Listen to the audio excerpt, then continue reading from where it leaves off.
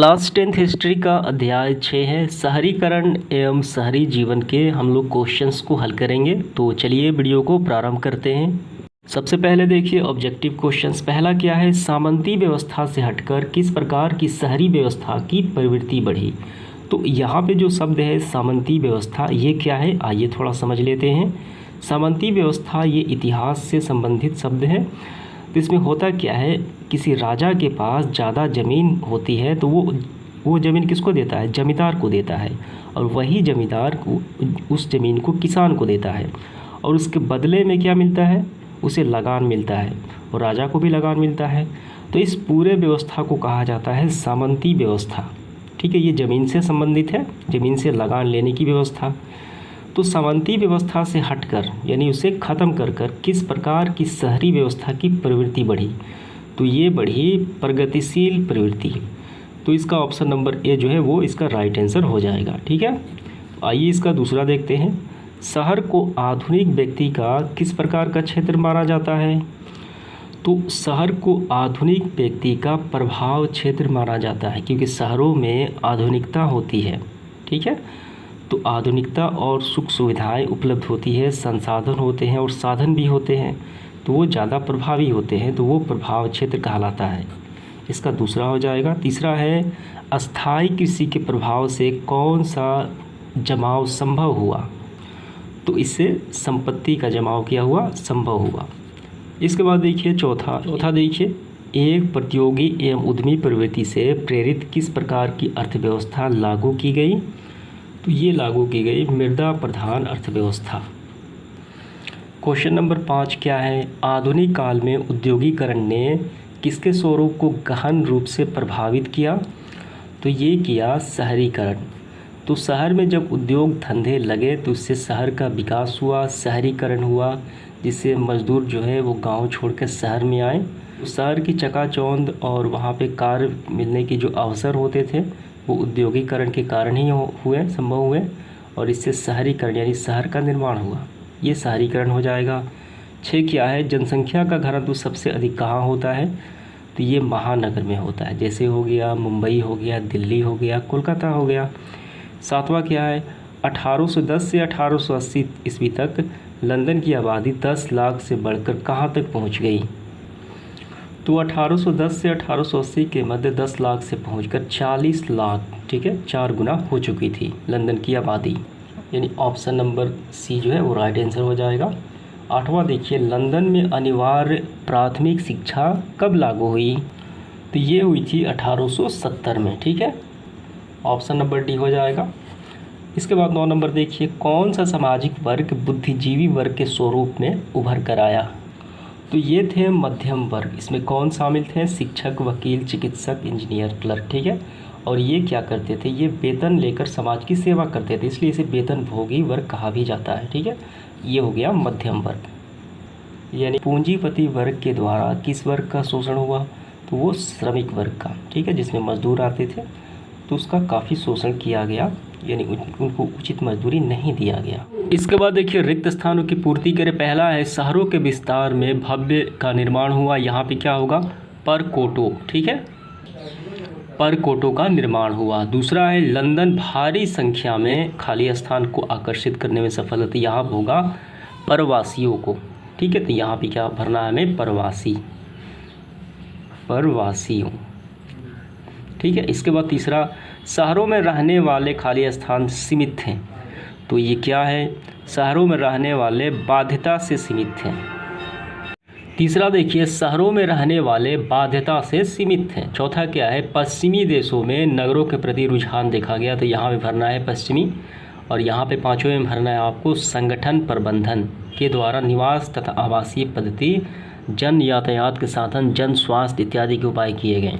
ठीक है, आइए इसके बाद देखते हैं मिलान संबंधी प्रश्न है मैनचेस्टर। तो इसका कौन सा होगा, इसका होगा 5वां औद्योगिक नगर। ठीक है, इसका कौन सा होगा, 5वां होगा। चिकित्सक, तो ये मध्यम वर्ग में आते हैं। ठीक है, प्रतियोगी मुद्रा प्रधान अर्थव्यवस्था, ये कौन सा, ये 3 का हो जाएगा का, ये नगर। बम्बई क्या है, तो बम्बई का क्या आ जाएगा, वाणिज्य राजधानी है। पेरिस का क्या होगा, ये होगा पुरान हासमान। तो ये समाप्त होता है मिलान संबंधी। तो यहाँ इसके बाद हम लोग देखेंगे लघु उत्तरीय प्रश्न क्या है। पहला, किन 3 प्रक्रियाओं द्वारा आधुनिक शहरों की स्थापना निर्णायक रूप से हुई। इसका क्या मतलब है इस सवाल का। तो यहाँ पे जो प्रश्न है, किन्हीं 3 प्रक्रियाओं के द्वारा आधुनिक शहर की स्थापना। जो ये आधुनिक शहर हैं, बड़े शहर हैं, दिल्ली हो गया, मुंबई हो गया, कोलकाता हो गया, इनके बनने का जो प्रोसेस है, जो कार्य है, जो सिद्धांत है, कैसे बना, वही तो हमें बताना है। निर्णायक रूप से हुई यानी अंतिम रूप से हुई। तो इस तरीके से करना है। निम्नलिखित 3 प्रक्रियाओं द्वारा आधुनिक शहर की स्थापना निर्णायक रूप से हुई। पहला है औद्योगिक पूंजीवाद का उदय।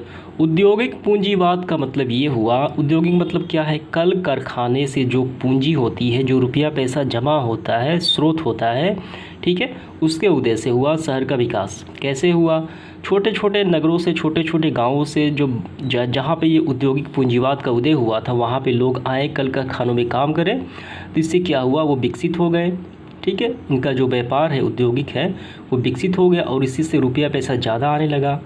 तो यहाँ पे लोग क्या करें, बस गए, ठीक है, तो इससे क्या हुआ, इस एक शहर का क्या हुआ, निर्माण हुआ। तो यही पहला हो गया औद्योगिक पूंजीवाद का उदय। दूसरा है विश्व के विशाल भूभाग पर अपनी उपनिवेशिक शासन की स्थापना। तो विश्व के विशाल भूभाग पर, यानी विश्व मतलब जानते हैं संसार के विशाल भूभाग यानी ज़मीन के टुकड़े पर अपनी उपनिवेशिक शासन। उपनिवेशिक शासन का मतलब होता है कोई शक्तिशाली राष्ट्र जब छोटे राष्ट्र पर कब्जा कर लेता है अपने बल के द्वारा, वो कहलाता है उपनिवेशिक शासन की स्थापना, ठीक है। तो विश्व के विशाल भूभाग पर अपनी उपनिवेशिक शासन की स्थापना से भी क्या हुआ, आधुनिक शहरों का रूप बना। तीसरा है लोकतांत्रिक आदर्श का विकास। तो लोकतांत्रिक में जनता का काफ़ी ख्याल रखा जाता है, जनता के हित में होता है। सिद्धांत को, लोकतांत्रिक आदर्शों को नागरिक को पसंद आया, वो अपनाने लगे, तो इसका विकास हुआ, तो इससे शहर का निर्माण हुआ, ठीक है। तो यही 3 आपको आंसर में लिखना है। अगला प्रश्न देखिए, समाज का वर्गीकरण ग्रामीण एवं नगरीय क्षेत्रों में किन भिन्नता के आधार पर किया जाता है। समाज का वर्गीकरण यानी समाज का बंटवारा, एक हो गया ग्रामीण यानी गांव और दूसरा हो गया नगर यानी शहर।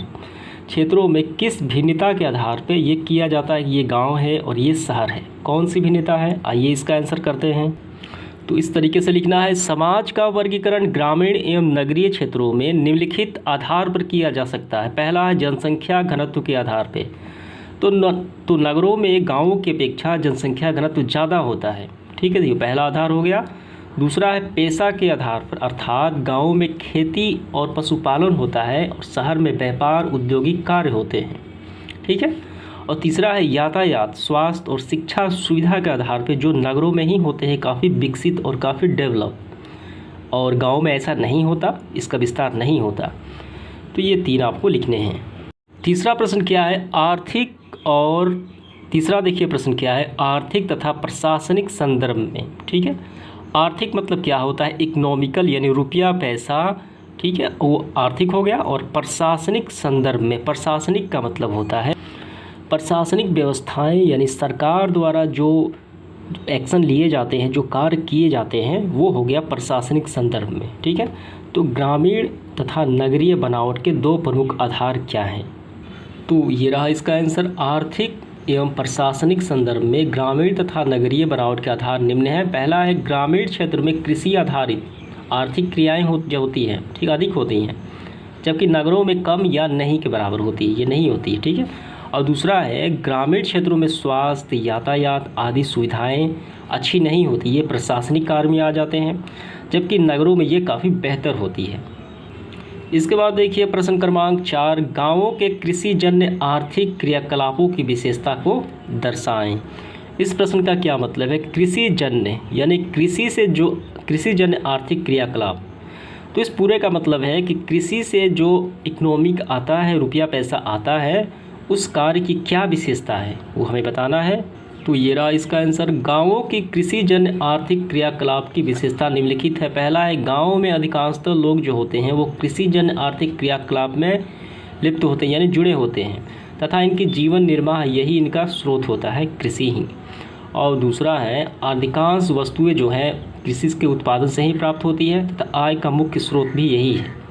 ठीक है, तो यही विशेषता हो जाती है। पांचवा प्रश्न क्या है, शहर किस प्रकार के क्रियाओं के केंद्र होते हैं? तो ये रहा इसका आंसर। शहर निम्नलिखित प्रकार की क्रियाओं का केंद्र होता है। पहला है, शहर के में व्यापार उद्योग संबंधी क्रियाएं होती हैं।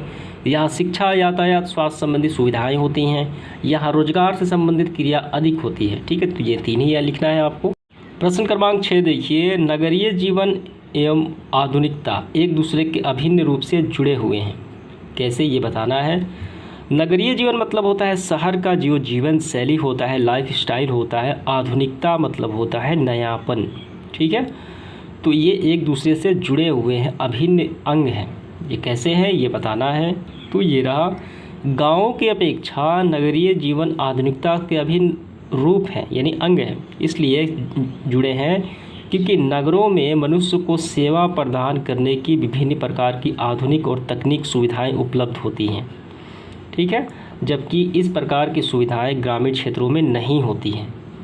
तो इसीलिए तो लोग गाँवों से शहर में प्लान कर रहे हैं ताकि वहाँ पे शिक्षा व्यवस्था, सेवाएं काफ़ी बेहतर होती हैं। ठीक है, तो इसीलिए वहाँ पे आधुनिकता पहले आती है। इसके बाद देखिए 7वां प्रश्न, नगरों में विशेषाधिकार प्राप्त वर्ग अल्पसंख्यक हैं, ऐसी मान्यता क्यों बनी हुई है? इसका क्या मतलब है? नगर में विशेषाधिकार प्राप्त वर्ग, तो नगर में कुछ व्यक्ति ऐसे होते हैं जिन्हें विशेष अधिकार प्राप्त होता है, तो उनकी संख्या कम है, ऐसी मान्यता बनी हुई है। ये कैसे बनी हुई है? तो इसका आंसर इस प्रकार करना है। नगरों में विशेषाधिकार प्राप्त वर्ग जो होते हैं वो जो सामाजिक तथा आर्थिक दृष्टि से अधिक संपन्न और खुशहाल होते हैं। ठीक है, और जिनके आधार पर ऐसे लोगों को विभिन्न क्षेत्रों में विशेषाधिकार प्राप्त हो जाता है। लेकिन नगरों में विशेषाधिकार प्राप्त लोग बहुत ही कम, यानी अल्पसंख्यक होते हैं। अतः नगरों में ऐसी मान्यता है कि विशेषाधिकार प्राप्त वर्ग अल्पसंख्यक है। ये सिर्फ भ्रांतियाँ हैं। इसके बाद देखिए 8वां प्रश्न, नागरिक अधिकारों के प्रति एक नई चेतना किस प्रकार के आंदोलन या प्रयास से बने?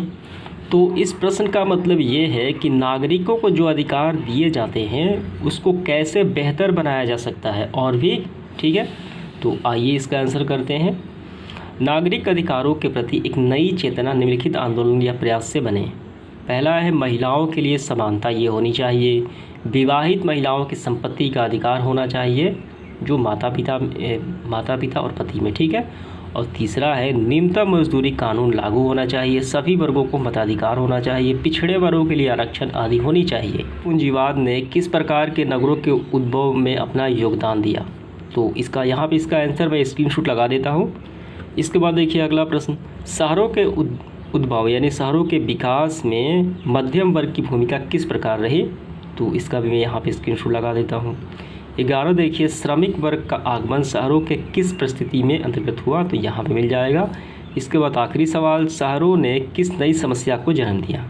तो यहाँ पे मैं स्क्रीनशॉट लगा देता हूँ। तो इस समाप्त होता है आज का सेशन।